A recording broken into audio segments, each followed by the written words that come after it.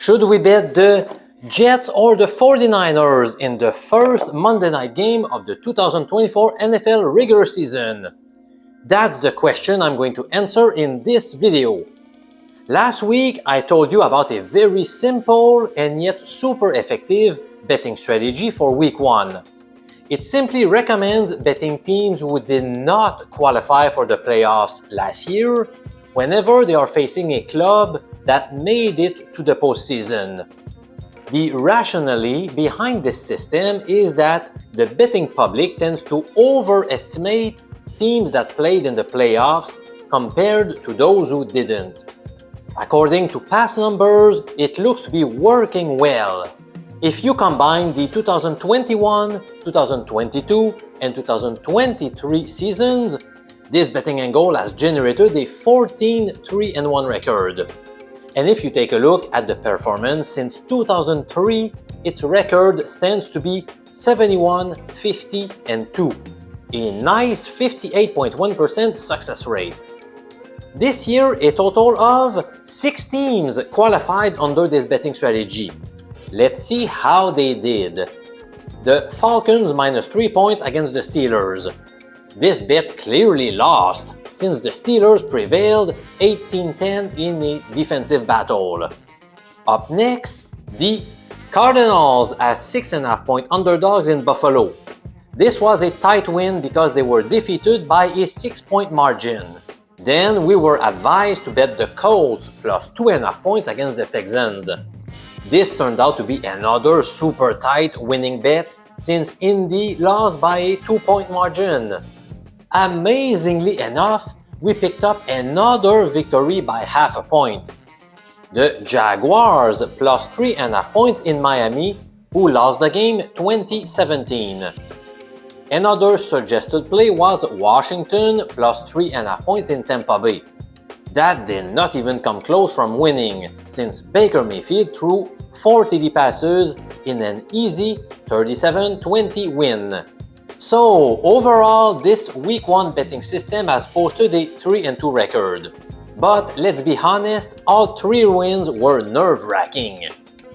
Now we have a 6th team fitting under the criteria for betting, the Jets plus 4 points in San Francisco. Indeed, New York failed to reach the postseason, while the Niners picked up the number 1 seed in the NFC last year. As a general rule, I don't follow betting systems blindly. I analyze each game further in order to determine whether I want to pull the trigger or not. After this super short break, let me tell you what my analyses have led me to believe. The break in question will show you a quick part of one of the best days of my entire life, which occurred last Friday. I am coaching a baseball team in which my youngest son, Jay, plays. They were playing the finals last Friday. I estimate that my son has played around 60 to 70 games in his life, and he had never hit a home run ever. He is one of the smallest players on the field, just like his dad was. Amazingly enough, he hit a 3-run home run in the 3rd inning, and I was completely shocked to see him hit another home run a couple of innings later. Our team won the title via an incredible 20-19 victory in one of the best and most exciting games I have ever seen at that level. Neither team deserved to lose as they all played their hearts out. I will never ever forget my son's first home run. I can still hear the crowd going bonkers, all of his teammates being overly excited while congratulating him at home plate. Then he jumped in my arms with his face full of joy and pride. As I was hugging him, I saw my girlfriend crying full of joy as well. The day that I'll forget this moment is the day that my memory will be gone completely. I am so grateful to have had a chance to live a moment like this. Let me show you the moment they named Jay the player of the game, as you can hear the crowd chanting his name in advance.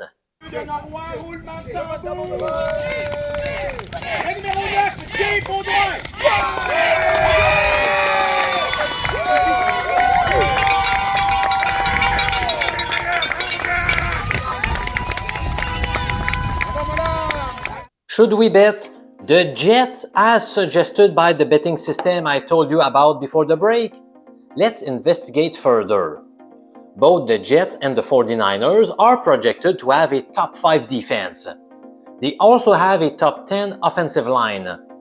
I have to admit I'm worried about Aaron Rodgers' age, 40 years old, and Nathaniel Hackett being the offensive coordinator. Hopefully, he won't screw up an offense filled with explosive playmakers like Breece Hall and Garrett Wilson. As you can tell, I don't trust Hackett so much. That being said, there's been quite a bit of drama in camp for San Francisco. 2 key players were unhappy over their contract before finally signing about a week ago: Brandon Ayuk and left tackle Trent Williams. Having 2 great players like this holding out during training camp is certainly not a good thing, and was probably a big distraction around the club. Moreover, it's good to know that Aaron Rodgers has won 10 straight Monday night games. That's an impressive streak. The Jets gave up the 3rd fewest total yards in the NFL last year. Despite the firepower on offense for both teams, I'm not sure we're going to see that many points. It could turn out into a defensive battle, in which case it is best to take the points with the underdog. So, in the end, I would go with the Jets plus 4 points in San Francisco. That is not necessarily a premium pick, in my opinion, though. To me, the most lucrative bets in the NFL are by far the player proposition bets. Those lines are much easier to beat because fewer people pay attention to them. This is where you can find some good bargains. Last season, I shared a total of 144 player prop bets, which resulted in an 83-61 record, a 57.6% winning percentage. The corresponding return on investment of those wagers, if you take into account the odds from each play, was plus 9.0%. Would you like to get my top 3 player prop bets for tonight's game? If so, I am offering a special package for my followers, where you're going to get my favorite 3 prop bets for the Jets 49ers game.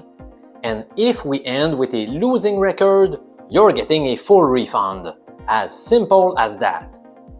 If you want to sign up to receive those valuable plays directly in your mailbox, simply go to professormj.com/pages/NFL.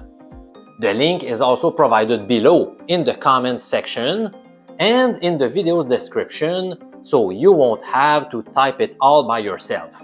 I'm Professor MJ, holder of a PhD in statistics. Have a good Monday, my bunch of bookie crushers!